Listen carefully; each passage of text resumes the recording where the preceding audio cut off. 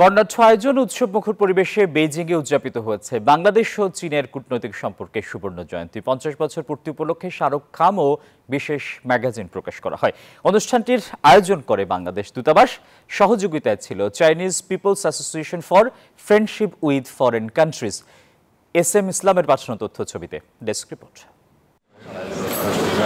50 বছর পূর্তি উপলক্ষে শাহরুখ খান ও বিশেষ ম্যাগাজিন প্রকাশ করা হয় বেইজিংয়ে। অনুষ্ঠানটির আয়োজন করে বাংলাদেশ দূতাবাস, সহযোগিতায় ছিল Chinese people's association for friendship with Foreign countries.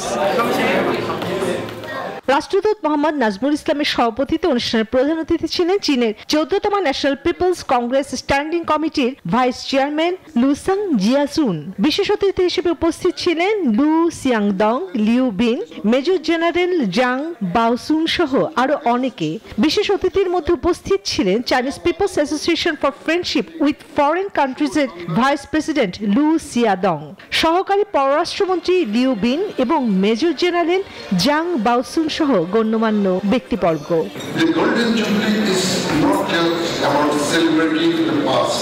It is about renewing our commitment to a shared future, a future of greater prosperity, deeper understanding, and strong solidarity between Bangladesh and China. 在这美好的金秋时节，我们欢聚一堂，共同庆祝中国和孟加拉国建交50周年。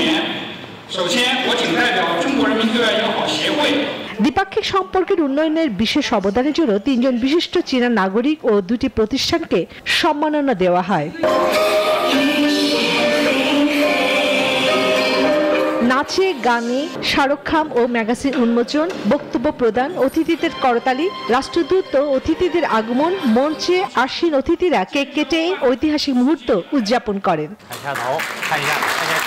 desk report, news 24।